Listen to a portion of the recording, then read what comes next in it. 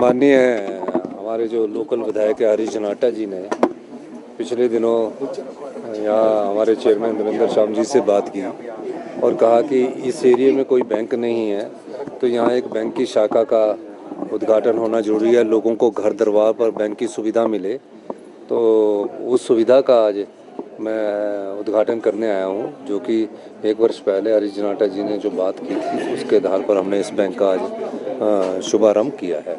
Sir, RTG grant जो बंद हुई है उसको लेकर क्या कोई विशेष स्तर पर बुलाने की इच्छा है? देखिए, अभी 8 तारीख को कैबिनेट की मीटिंग है और ये कैबिनेट की मीटिंग पर चर्चा की जाएगी। और क्योंकि कैबिनेट की मीटिंग के बाद हमने अपने विधायक दल की भी मीटिंग बनाने की सोच रहे हैं और बीजेपी के विधायकों को भी बुलाने की सोच रहे हैं। निश्चित तौर पर जब 2019 से 2025 तक 48,000 करोड़ रुपया आरडीजी ग्रांट के रूप में हमें मिलता रहा और एकदम वो पैसा बंद हो जाए 5 साल के लिए 2026 से 31 तक, तो प्रदेश की आर्थिक स्थिति पर उसके गंभीर परिणाम होते हैं। सारी स्थिति से निपटने के लिए सभी दलों को इकट्ठा होकर आगे आना पड़ेगा। और जो प्रदेश था, इसका जो गठन था, पर्वतीय राज्य का जो गठन था, वो कभी भी रेवेन्यू सरप्लस के आधार पर नहीं किया गया था। जहां हमें आरडीजी ग्रांट बंद हो गई है, जो कि आर्टिकल 275 के आर्टिकल संविधान के आर्टिकल के तहत ये हमें मिलती है और 1952 से आरडीजी मिलती आ रही थी।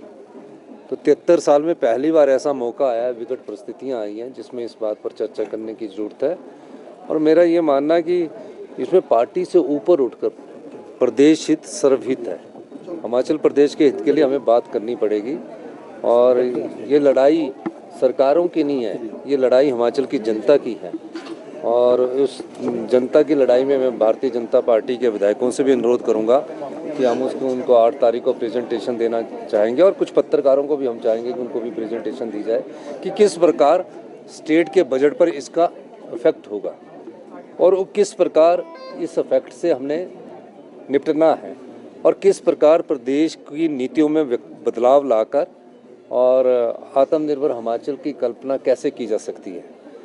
हमारे जो रिसोर्स थे, बहता हुआ पानी हमारा रिसोर्स था, टूरिज़्म हमारा रिसोर्स था, ना हमें बहता हुआ पानी के रूप में हम अपने रिसोर्स की अपनी संपदा का धोन कर सके।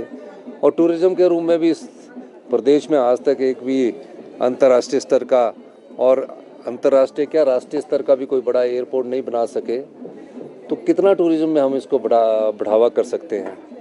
जहाँ आरडीजी का नुकसान हुआ वहाँ जीएसटी लगने का से भी हमको 2017 के बाद से नुकसान हुआ। हालांकि जीएसटी लगने के बाद भारत की सरकार ने जीएसटी कंपनसेशन से सिर्फ 5 साल के लिए दिया। हर साल वो 2017 में 3200 करोड़ देते रहे और जून 2022 तक वो 3200 5 साल देते रहे और 16,000 करोड़ भारतीय जनता पार्टी की सरकार में जीएसटी कंपनसेशन सेस दिया। लेकिन जीएसटी कंपनसेशन जो है सेस के बाद भी प्रदेश के बाद वो 3200 करोड़ भी बंद हो गया। तो हिमाचल प्रदेश कभी जीएसटी के मामले में हमको इतना ज़्यादा जीएसटी आएगा नहीं, क्योंकि जीएसटी जो है वो कंज्यूमर बेस्ड है। कंज्यूमर बेस्ड का मतलब है कि जहाँ की जनसंख्या ज़्यादा होगी, जहाँ चीज़ें लोग ज़्यादा खरीदेंगे वहाँ लगता है वो। तो इसका फ़ायदा तो यूपी, बिहार, उत्तराखंड, उनको वेस्ट बंगाल, महाराष्ट्र को हुआ। हमारी जनसंख्या तो 75 लाख है और 75 लाख से भी कम होने वाली है।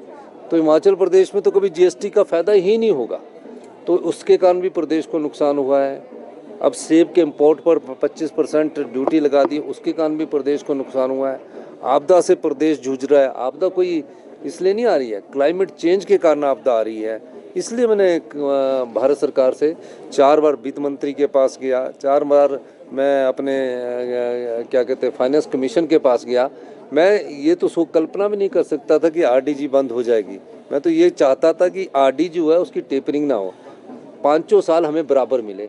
अब आप बताइए कि जो आरडीजी हमें 2019-20 से 2025-26 तक मिलती रही, 48,000 करोड़ के करीब ये आरडीजी आई।